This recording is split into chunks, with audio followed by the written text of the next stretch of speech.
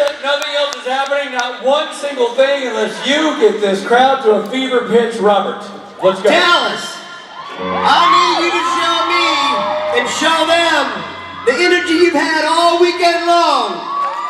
Let's rock the house.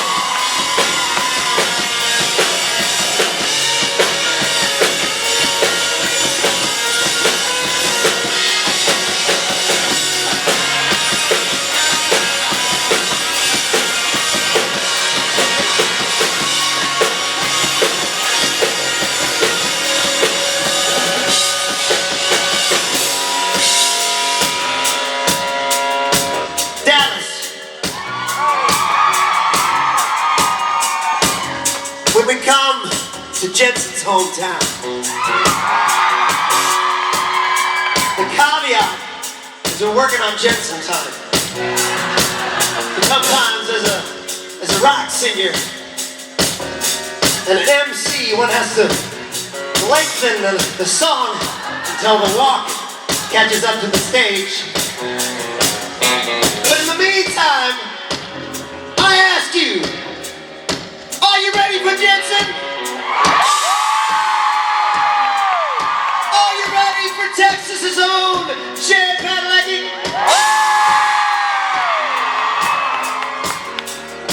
Are you ready for Jensen and Jared?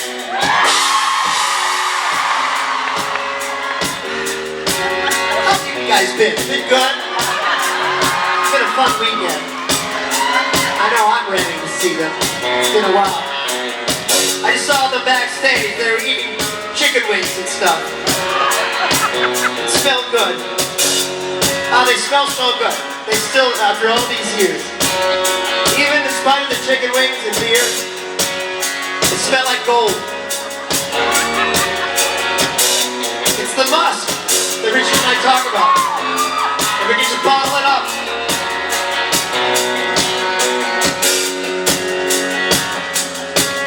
I don't know how they do it, really. Did I ever tell you about the time that Jensen got fit for one of these things? It's called an in-ear monitor. It fits perfectly in your ear. The ear doctor came to set and fit his ear for an ear monitor. And the ear doctor had to take a knee. Small tear dropped in his eyes. He said, "That's the most perfect ear canal I've ever seen." It's a true story.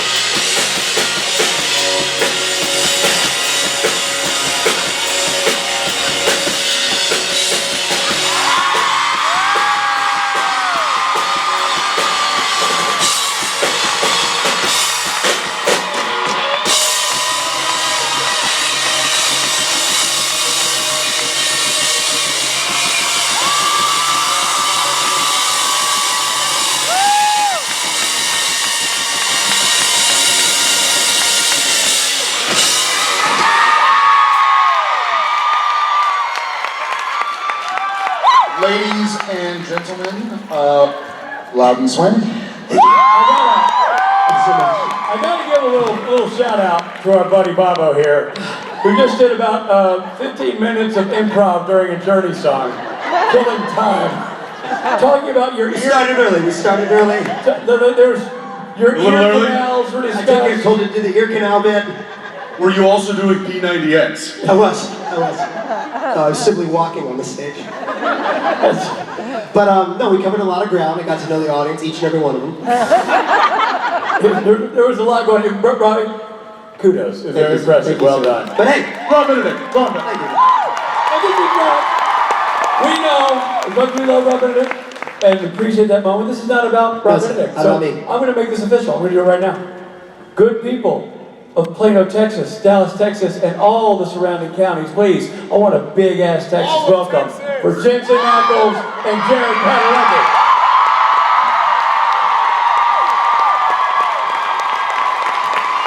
Stage is yours, boys.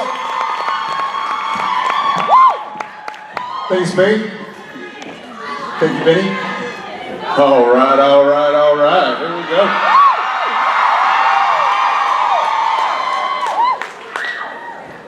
Woo! It's good to be back home.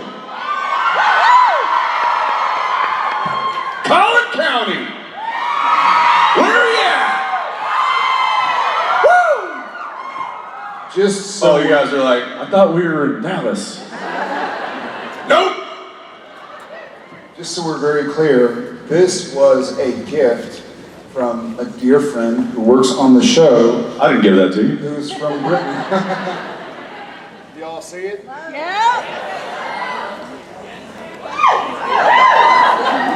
I think something's wrong with it. Does it take batteries? What's happening? It is. The batteries are old. I didn't charge them last night. Hi, guys, gals. Hi, y'all.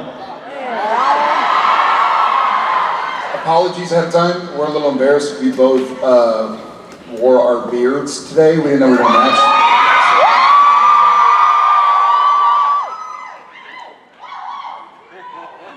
Thanks, Mom. Mom, sister, cousin, whoever's cheering. Girlfriend. Girlfriend. Thanks, girlfriend. Show yourself. Who are you? After the show. Backstage. Girlfriend gay. Boyfriend gay. Listen, whatever. I mean, love is love.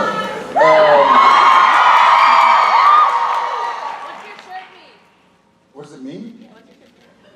What do you mean? What do you mean, what does it mean? Here's Texas, and this says, ain't Texas. Although, what's interesting is up here, these mountain ranges. You got the Rockies, and the Appalachians, right there. And now I need a bath. And now I have regrets. So, Regrets. no regrets.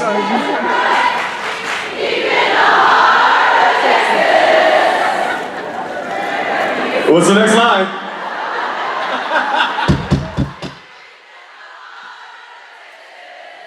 The sage in bloom like perfume, deep in the heart of Texas. I love deep in the heart of Texas.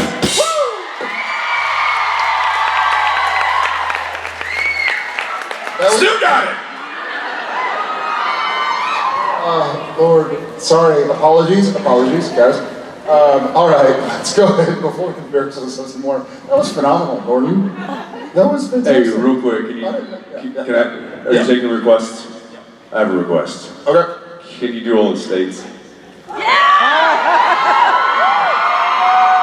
It's my favorite. All 50 states? Or which, like, All of them. Alabama, Alaska, Arizona, Arkansas, California, Colorado, Connecticut, Delaware, Florida, Georgia, Hawaii, Idaho, Illinois, Indiana, Iowa, Kansas, Kentucky, Louisiana, Maine, Maryland, Massachusetts, Michigan, Minnesota, Mississippi, Missouri, Montana, Nebraska, Nevada, New Hampshire, New Jersey, New Mexico, New York, North Carolina, North Dakota, Ohio, Oklahoma, Oregon, Pennsylvania, Rhode Island, South Carolina, South Dakota, Tennessee, Texas, Utah, Vermont, Virginia, Washington, West Virginia, Wisconsin, Wyoming.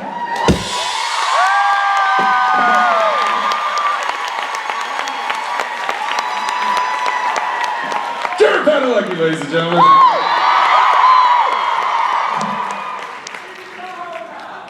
What? I think he said do your times tables now. The periodic. Is that the only thing you learned in school? It's the only thing that stuck. As a matter of fact, yes it is. Without a doubt. Hi? 3.141596583838. Is that cherry or apple? Thank you.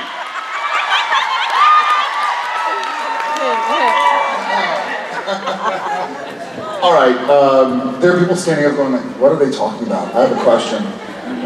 So let's start with my side, which is always the strong side.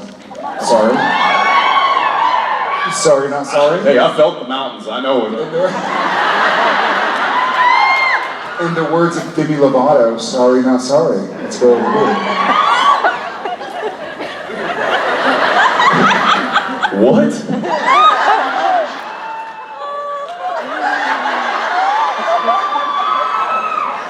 You know, your mom's here. Mom?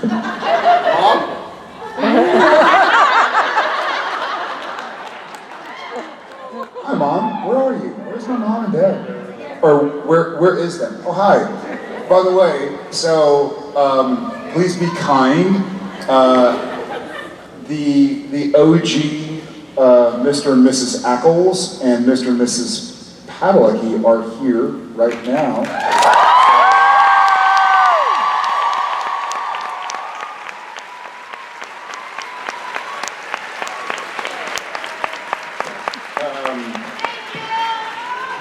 So thank you from one person. 1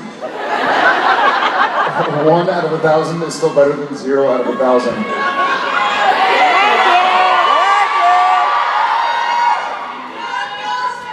So kudos, and what did y'all do wrong? How do we not? Just teasing. All right, let's go ahead and start off. Actually, they're thinking right now, they're like, well, 2 out of 3 ain't bad.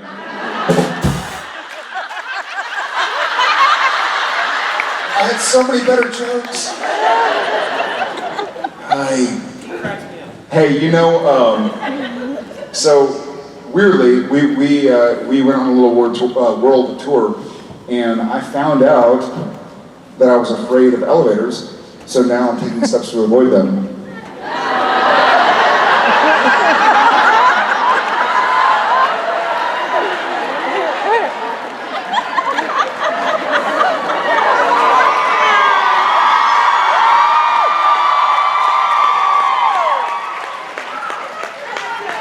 Your bad jokes have reached new heights.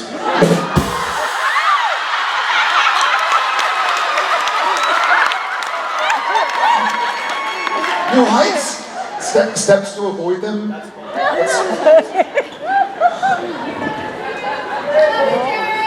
I get no respect. I get no respect.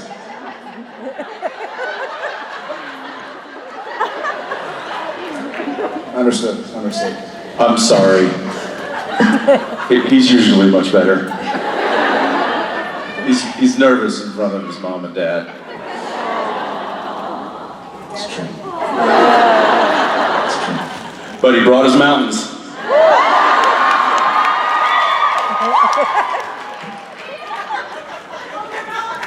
All right, let's get All right, here we go. All right, bringing it back. How are you? Hi, good. Hi. Hi. Good. Hi. So, have y'all ever considered racing the Impalas once the series is over? And if so, who do you think will win? Hey, take it easy. Racing the Impalas. Well, I'll tell you who will win. Whoever wins is the person sitting behind the steering wheel of the one with a 502 under the hood. Yeah, there's only one that has a big block V8, so I'm fairly certain that's the one that'll win. However, when we do quickly escape with them, the show's over, and get them down to Austin, there is there's a little road course out there called Circuit of the Americas. Maybe we'll go give her a test.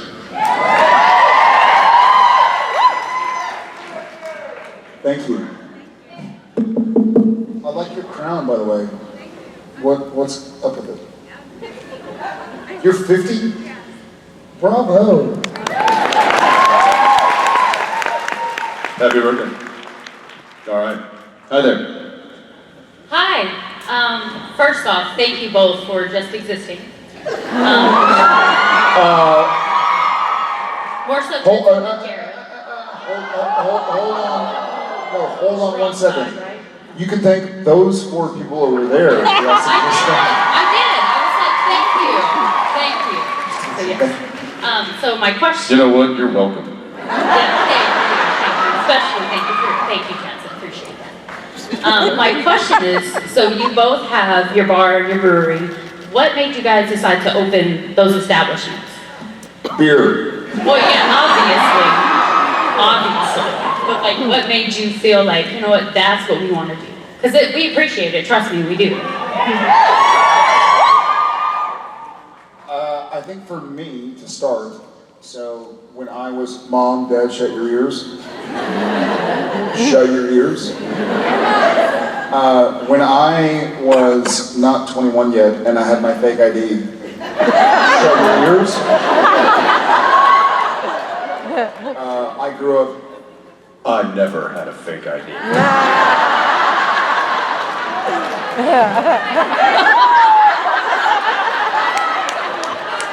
I had a real ID That said Eric. that was my buddies who looked like me who was over 21. Fair enough. Well played. Well played. I'm just kidding, I didn't. No. Oh, Alan, Donna. No. He never, ever. But.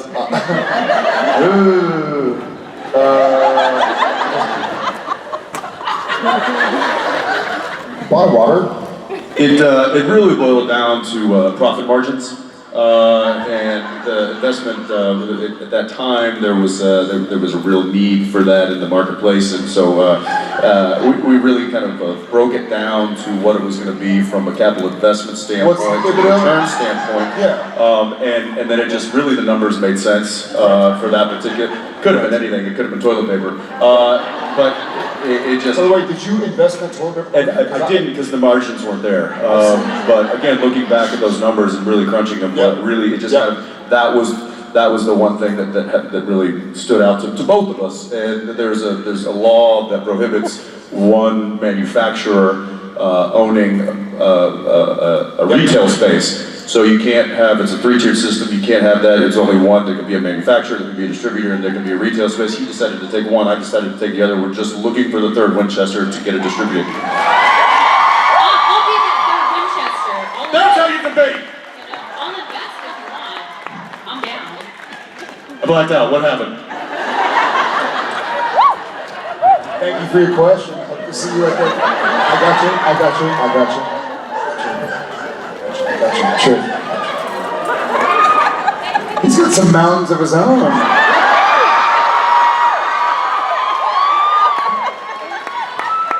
It's like Texas Hill Country. Somebody just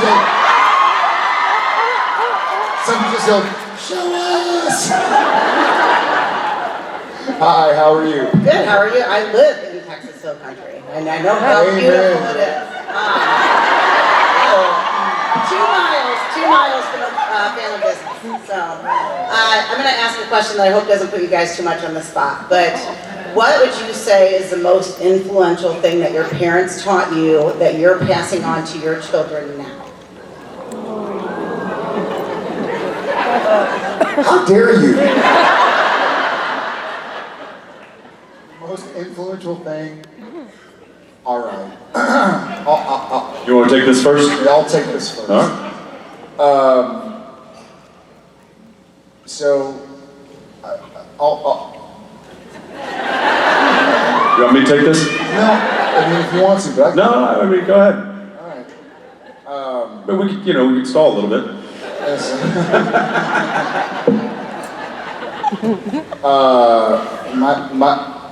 I'm a very lucky dude. I'm a very lucky guy, and I'm a very lucky husband and father and cousin and best friend and yeah. But I think outside of the maybe exterior aspects that make me lucky, I was born tall and white and male. And I mean, like, there are things, obviously, like I had some good fortune being born. The world we live in, the country we live in, is made for tall white guys, And I'm very grateful and aware of that. But beyond that, pull up. Aboard. Pull up. I'm pulling. Ground. Mayday. Outside of my outside of whatever I look like on the outside, I feel like no, I'm not pulling up. My parents taught me that I should do the best I can. Like my parents sacrificed a lot. They're in the room, so it's weird to answer the question because they're 50 feet away from me. But they gave everything. They gave everything they had. They didn't have the money I have. They didn't have the good fortune I have, where there were 1,000+ people looking at me. But they gave more to me and to my brother and my sister and me, and that's correct grammar. And I know that because my mom's a teacher and my dad's a grammar nerd. So they gave every single ounce of their being to my brother, my sister, and me. And I hope to do as much of a similar job for my 3 children as possible.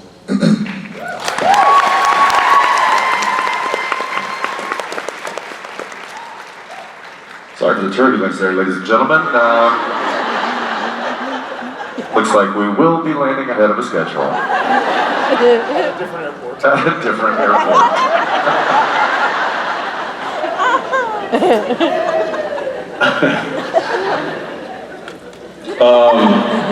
I will. I could give you a laundry list of things that I hope to emulate to my children that was impressed upon me as a child and a young adult. I will just pick one from that very long list, and that is the gift of laughter.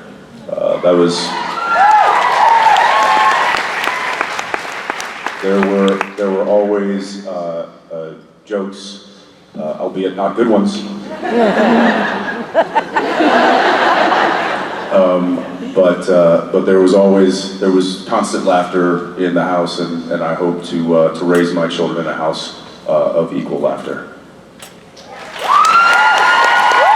Thank you very much. Thank you, Dad.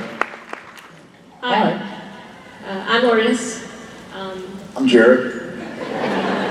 This Tom. he wishes.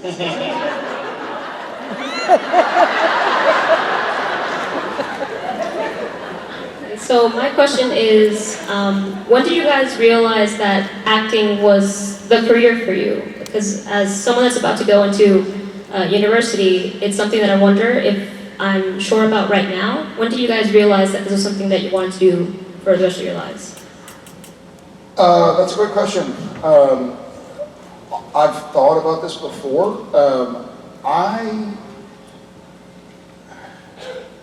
This sounds strange. I don't recommend acting as a career. I don't. I recommend it as a passion, as a vocation, as a hobby. And if it starts out as something that you love and you need and turns into a career, then great. But there are actors and actresses out there who have changed my life and my career that you wouldn't know the name of, you know? So I say follow your passion. You know, there are bills to pay, obviously. But just because we have 307 episodes of television under our belts together, and we'll have 327 episodes of television together, doesn't mean that we're better actors or actors, actresses than somebody in this audience. So maybe somebody chooses to do community theater, maybe they do commercials, maybe they do voiceovers, maybe they do movies, maybe they do nothing. And maybe they tell stories to their kids or their kids' friends behind a campfire. I feel like it needs to be a passion and a vocation first, and then if there's a way to pay your bills with it, great. But you know, I ate ramen for several years. After it was a career, because it wasn't a career yet, it was still my hobby, my passion, my drive. So for me, and Ackles has his own opinion as well, for me, acting was always what I needed to do. I just happened to be lucky enough and fortunate enough and blessed enough to get paid for it. I think figure out what it is. Yeah, I think figure out what it is about that the industry that really speaks to you, that you really love. Because nowadays, in this day and age, the industry is completely different than, not completely, but it's wildly different than when we first started out. You know, for us, it was movies or television, and that was or theater, if you wanted to be an actor. It was basically those three mediums. Now you've got YouTube channels, and you've got independent film festivals, and there's so many different platforms and mediums that you can utilize to tell stories. And if it's telling stories or writing stories or performing certain characters, then figure out a way to do that. And like Jared said, do it because you love it. Don't do it because you think you should get paid for it.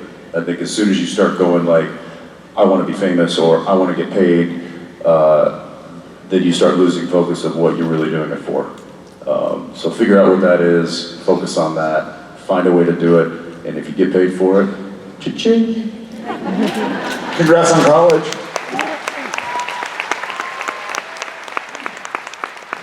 Hi. Hey guys, my name's Taylor. My question's actually for Jensen. Sorry, Jared. Oh, Found him. that was really dramatic. Yes, Jared, it was. My chair flattened.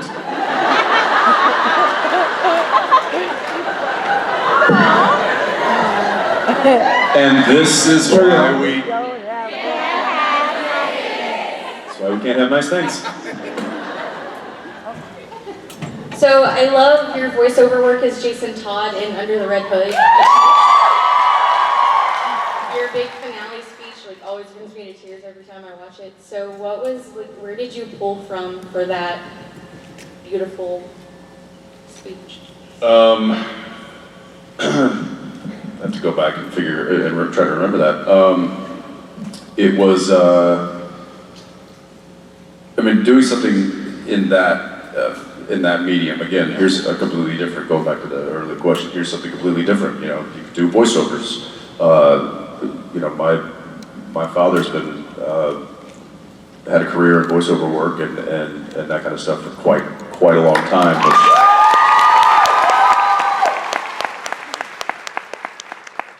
He's a man of many talents, but that certainly is one of his great ones, and he does very well with it. And I thank him for whatever he taught me or whatever I got from him that gave me the ability or even the confidence to go and do a job like Under the Red Hood. That being said, it's a totally different process than what we do on Supernatural or what most people do in television or film. This is me in a recording booth just reading the lines with no other actor there to play opposite, not hearing somebody else reading the other lines. Literally, I just go line by line, recording it 3 different ways. Now, that's really weird when you come from a set where you're rehearsing scenes and you're trying to make them as realistic as possible. That's hard. Yeah, and so I remember doing some of those long speeches and just using my personal life moments to kind of pull from and use that to give me emotion or direction on how I wanted to perform it. But again, it was interesting because you couldn't really get into a scene or get into a rhythm with the character or the other characters because there was no one there to do that. It was just you alone in a booth. I will say though that as odd as it was, I have done a few more that aren't out yet. So.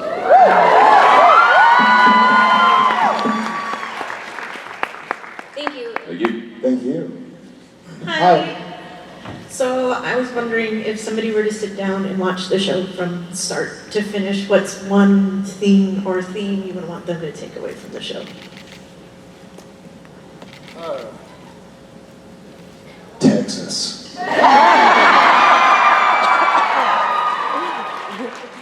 Via Kansas. No, it would probably be always keep eating. I think I was talking about this Pie. 3.1415926585. Cherry. Chairs. I feel like I talked about this earlier a little bit in my prep degree, and I feel like one of the things that I learned, or not learned from the show, but was sort of reinforced from my time on the show, which isn't over yet, is that these guys did the best they could. It's almost the same I just talked about my folks, who I think are somewhere over there. They just did the best job they could with what they had. You don't need to be perfect. There's no such thing as perfect. Just do the best you can do. Work hard, be true, be honest, be loyal, sacrifice, and just do the best you can. And that's kind of what the boys went a bit too far maybe sometimes, I mean, I didn't, Jared doesn't want to be Lucifer, ever. And I don't know who I'm talking so high, but I feel like the boys being the Winchester boys, of which I guess I am one, always did the best job they could. So I feel like that's what I would want to live with and pass on. Yeah, it is. It's the good fight. I think that's a big, through line with this show is these brothers. They fight for each other, and they fight for what they believe is right. And it's and I do love that message. In fact, since you're here, and Dad, you may not remember ever telling me this, but when I moved out at the age of 18 and moved to California,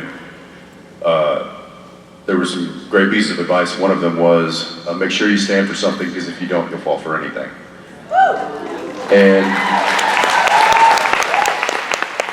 I believe that the brothers, the Winchester brothers, they fight to stand for something. And I love that about the story in this world and these characters, is they fight for what they believe in. So.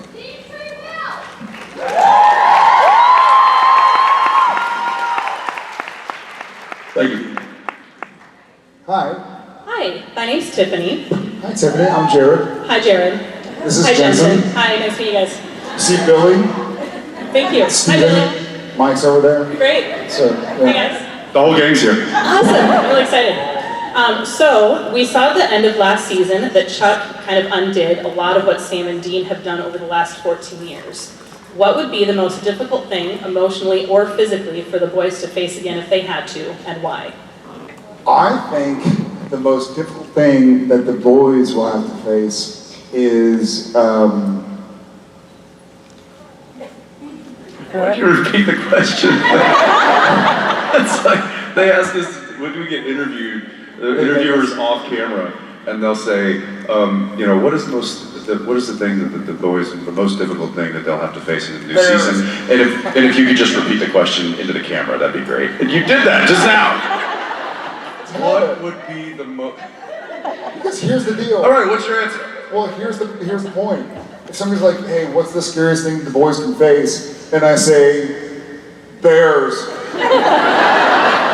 then people will see like videos of me saying bears. That's scary, man. It'll be like a GIF or something, but there's no context. GIF is peanut butter.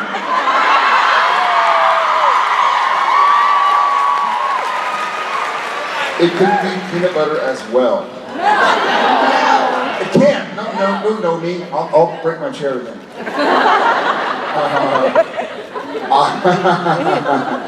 The most difficult thing. So, Jensen and I finished season 14 on March 26th in Vancouver. We had a couple weeks with our wives and kids and family and friends and homes and and we went around Europe and then around Australia, well, around Dubai, then around Australia, then went back to Los Angeles and had a several-hour meeting with our producers and writers and sometimes directors. And so Jensen and I know how the show's going to end.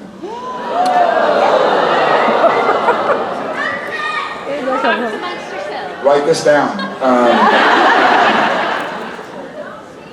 We're not going to, I'm not going to, well, I will absolutely tease you.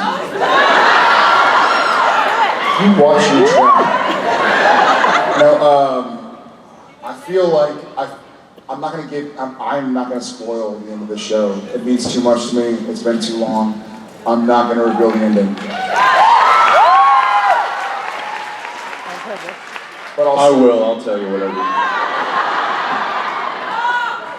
Just write it down. But I'll say. Problem is, I already forgot, so. At least you're pretty. I'll say. I will say that the last scene of Supernatural. I'm not going to say it. I'm just saying that will be the most.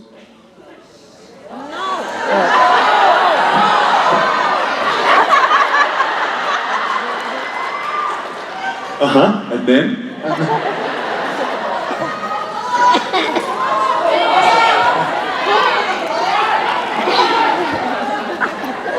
No, I don't know. I'm going to pull up. Nice to see you, Jensen. You could just buckle your seatbelts, stow your tray tables. We're going to be experiencing some turbulence. The most, there's some, I would not like to deal with the Leviathans anymore. I think I'm happy that we put those to bed. I hope those don't come back. You put them to bed? Oh yeah. So they're sleeping? Mm-hmm. For how many years? Many.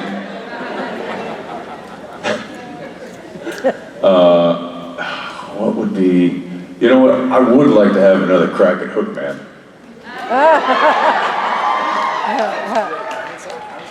Yeah. Do y'all know the story of Hookman? Or the story of our episode of Hookman? No, the honest story was we shot the pilot, we shot Wendigo, and then we shot Hookman. So nothing had aired yet, Supernatural had not aired, and there were some things they wanted to tie up. And so Hookman was the third filmed episode of Supernatural that would air as the 7th or 8th, because we had to go back and reshoot a bunch of stuff. Now I go back and watch them, like, this was a good episode. I don't know, they were like, I think it was one of those, they were trying to get the show picked up, and so we had to shoot, unless we got jumped.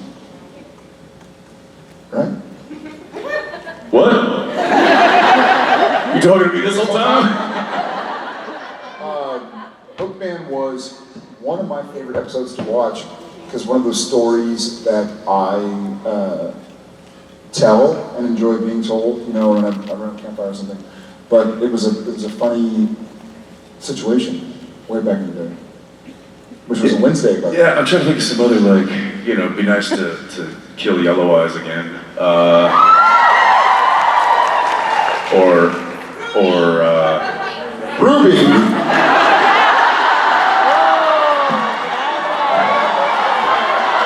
Pull up, abort. Fine, we're fine. I'm right here. We're fine. I'm right here. It's fine. We'll just take the tab.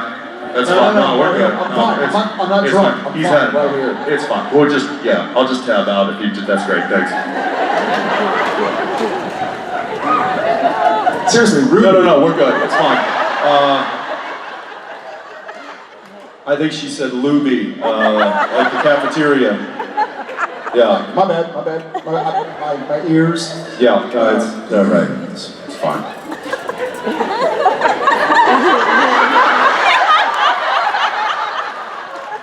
I'm cool. I'm gonna go stretch. You know, it's fine. We're good. We're just Cool. thinking about that chicken fried steak at Luby's. That's Luann platter. this little Luann platter. I've had some really good platters.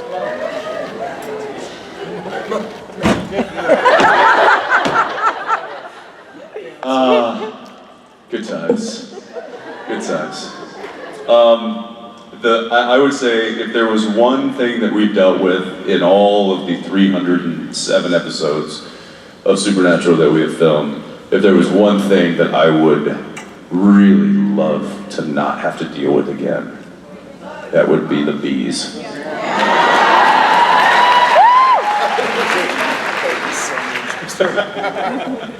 Yeah, I could do without the bug episode ever again.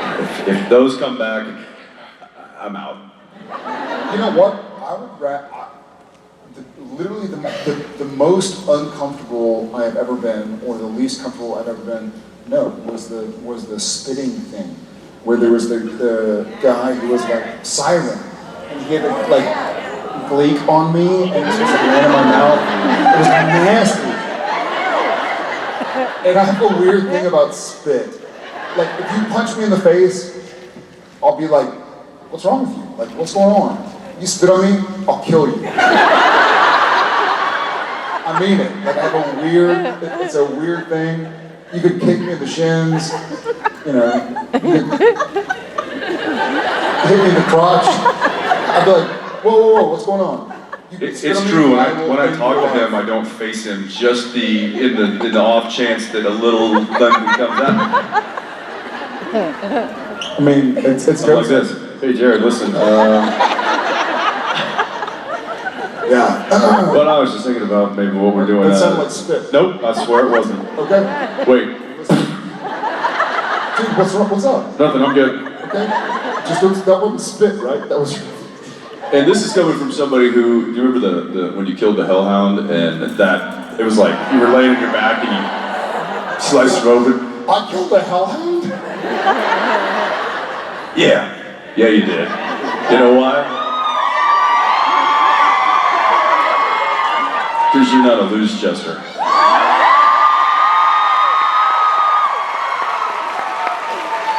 Nor are you, good sir. Well played. So what was the question? What are we talking about? What makes you uncomfortable? I don't know. Did we come close to answering any of all of your questions? Yes. I hate getting spit on. Thank you. Wasn't the question, but there you go. She's like, I asked which highway to take to San Antonio.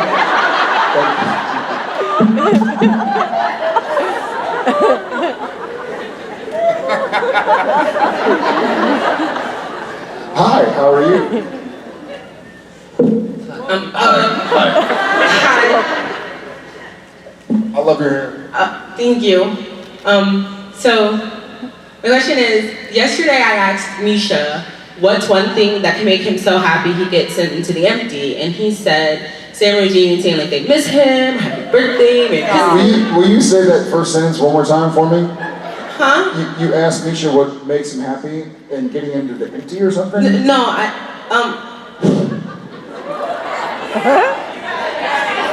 What makes him happy? Oh, I see. Yeah, I got it. Sorry, it's like a weird echo. Okay. And he, that's what he had said. So I was wondering if, like, this season Sam and Jean would do anything that would, you know, make Misha happy, like, say they miss him or show some type of gratitude for all the things that he's done for them. I mean, Castiel. Yeah, we got it. Thank you. No, we got it. No, understood. Thank you. I think one of the things that I enjoy most about Supernatural, unfortunately, is that, well, I want to say unfortunately. I feel like and I'm saying this out of the blue, if Castiel were to pass away again, I guess, and go to the empty, I feel like the way we would show Castiel's gratitude would be to keep doing what we're doing.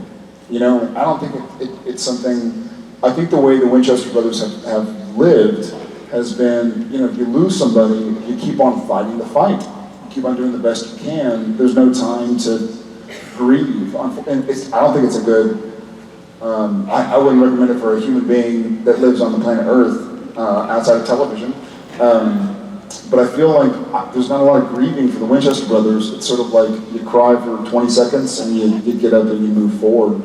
And I feel like that's the way Sam and Dean Winchester showed their gratitude, is by continuing to risk their lives and work hard to make the world safer.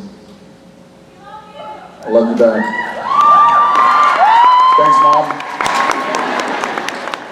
Yeah, I think it's you know, the best way to honor them is to keep doing what you think would make them the proudest.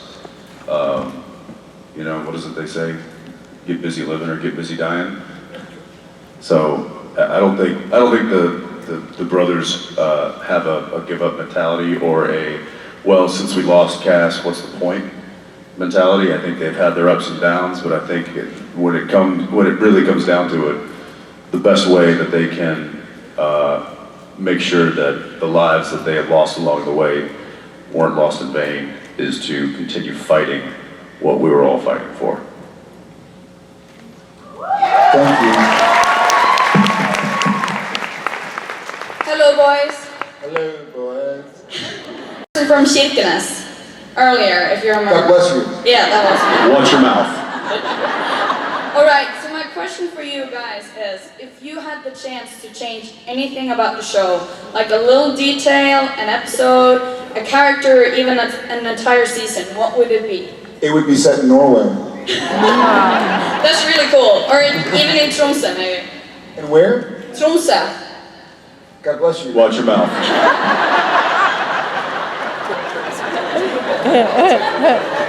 Remember Tromsø from one of the episodes? God bless you. Watch your mouth. I like that you don't know where it is.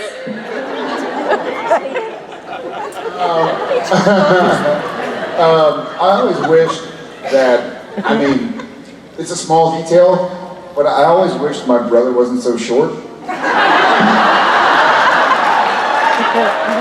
We do this thing sometimes where we'll get his bow legs and straighten them out, and he's my height. Honestly, there's a bit of like, you know, if I'm here and he's here, we'll straighten his legs out, and he's tall again. And I'll straighten his legs out. Oh, he's right there. I didn't realize. What were you going to say?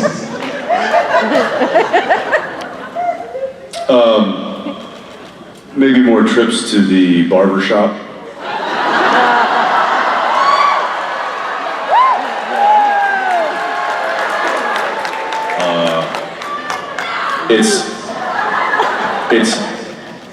It's like having a sheepdog in a car.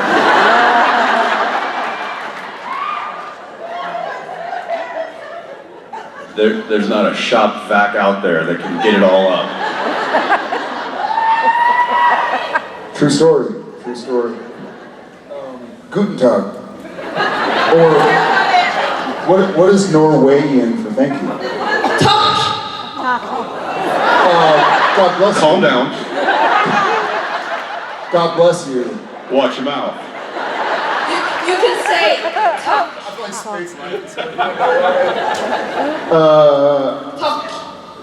Talk to you. No, we're asking you to talk. What is it? How do you say thank you?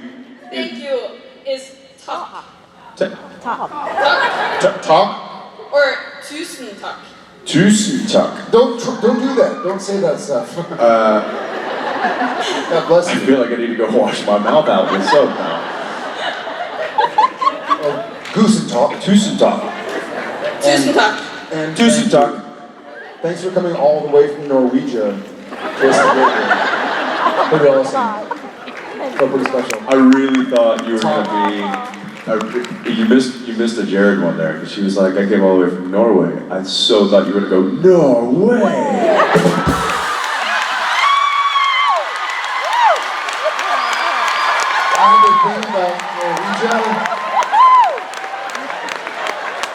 I said, But you missed it. You missed it. So I took it.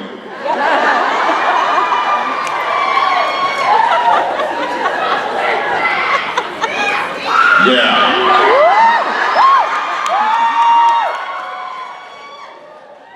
hi. Rock and roll, baby! Hi, how are you? I'm fine, how are you? I'm good, how are you? I'm better now, thank you. Oh, talk. How are you? I would want to know, who do you guys fanboy over?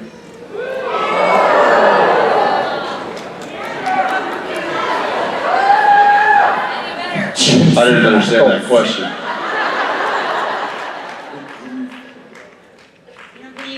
Would you geek out and go total nerd mind blank? Yeah, Like we do when we meet you. I don't do that.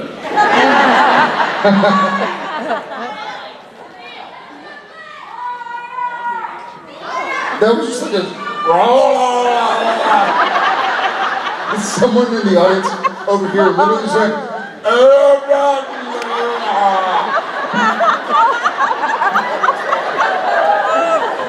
Rob Roy! Rob Roy? That's what it sounded like to me. Get this person a drink. Anne Boleyn. Yeah, she's dead. Yes, she got her head cut off. Thank you for reminding me. I knew that. Who would fanboy over? I don't. Yeah, I mean, I've seen him actually, like, the cool just evaporated from him so fast. I didn't know what happened. And then I realized. I didn't either. I didn't know what happened either. I realized he was talking to Eddie Vedder, and I had to remove him from the situation. Just knowing how embarrassed he was going to be after I told him what he was talking about. Here's the actual story. I'm gonna say it. I'm not a smoker, but we had gone to a charity event, and Eddie Vedder had played with himself and a guitar and some of the bits that you said.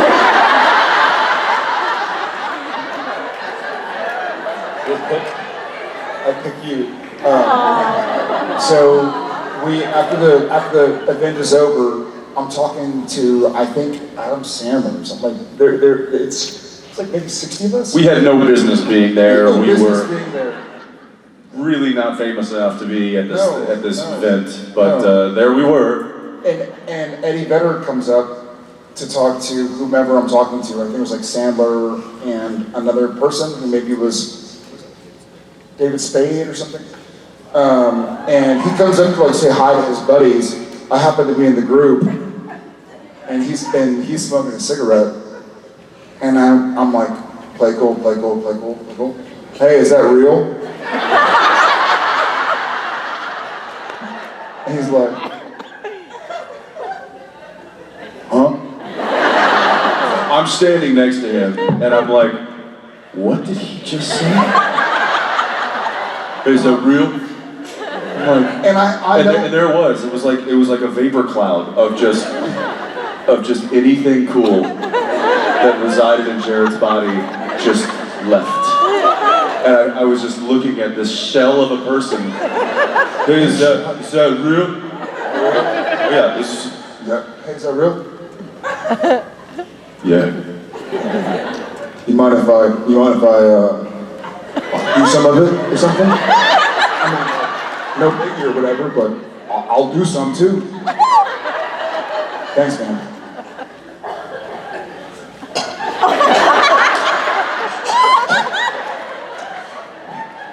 Thanks, Eddie. No, man, you can keep it.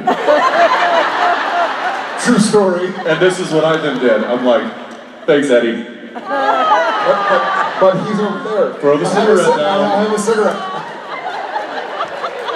Oh my gosh, I couldn't That was get. the best was. I couldn't get him Thanks, out there man. fast That's enough. good. No, you keep it.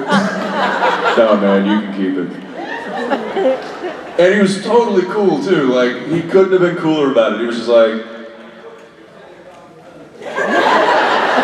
And then just watch this poor person fumble with something that he's never used before, and then offered it back to him as if he was like, thanks for letting me borrow your smoke, bro.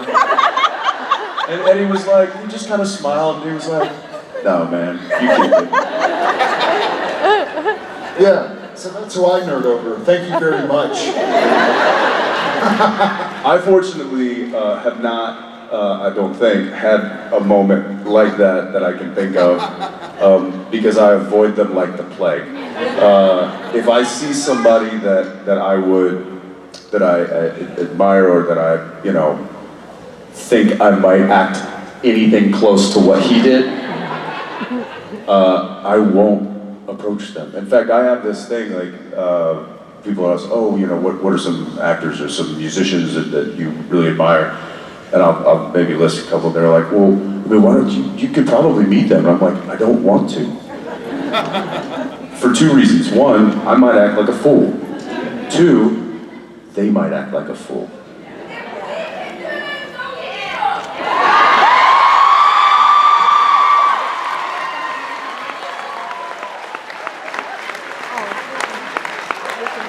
You're stronger than I am. No, I also don't want that, my perception of them tarnished, and you never know. You never know what you're gonna get. You guys scored with us.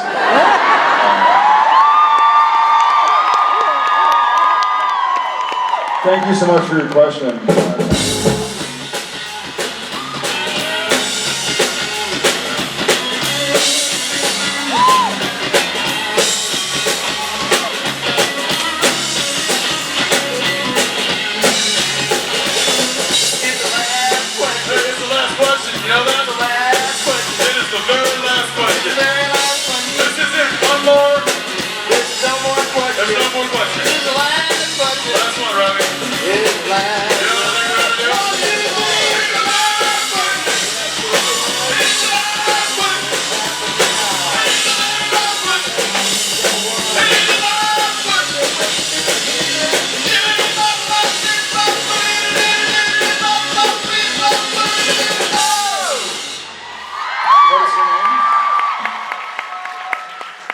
Her name is Nicole, and I'm going to sell her out right now in front of everybody.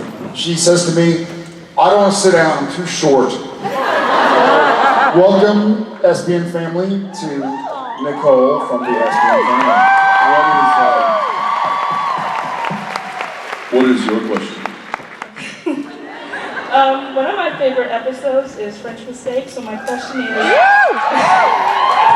is, if somehow your character was to take over your body, and what would be the most noticeable difference, and who would be the first person to notice? Again, since I have Nicole's phone, I'm also going to say that question number 2 is literally, what do you consider your sexiest moves? Can we decide which question you answer? Can we opt for question number 2? Yeah, all right, here we go.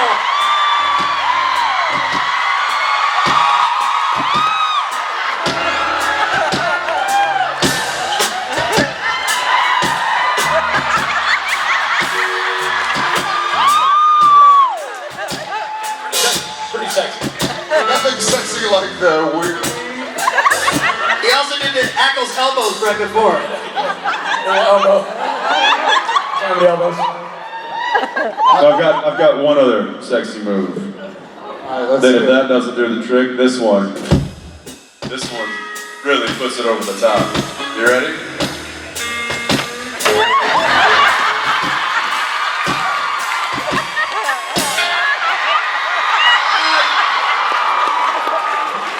That's hot.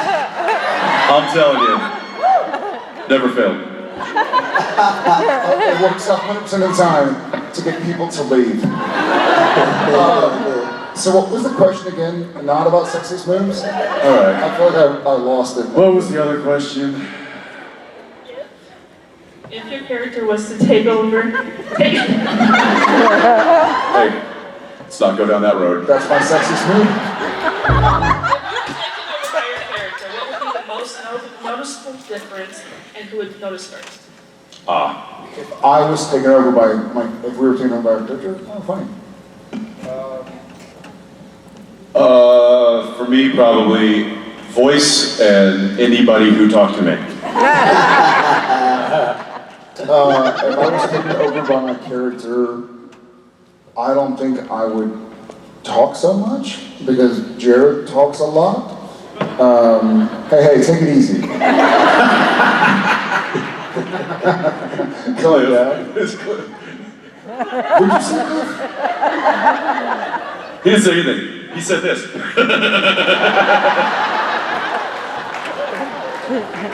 Or if anybody saw me eat,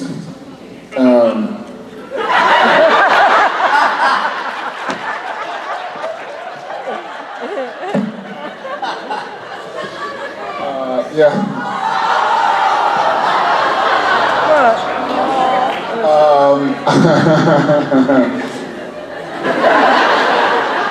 Yeah, so I feel like if anybody talked to me or saw me eat, they'd be like, wait, you're not eating as much. Are you Sam Winchester? Or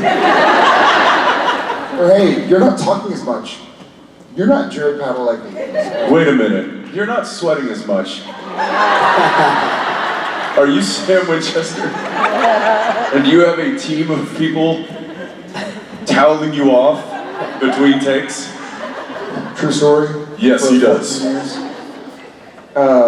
Nicole, thank you very much. Thank you, Nicole.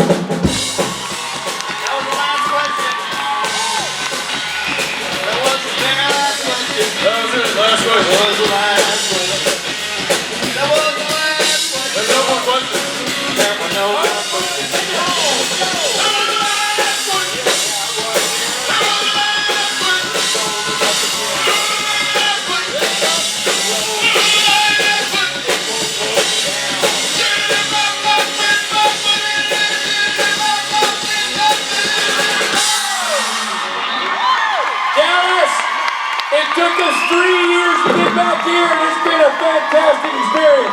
We can't wait to come again. Big round of applause for Mr. Jensen Ackles and Jared Padalecki.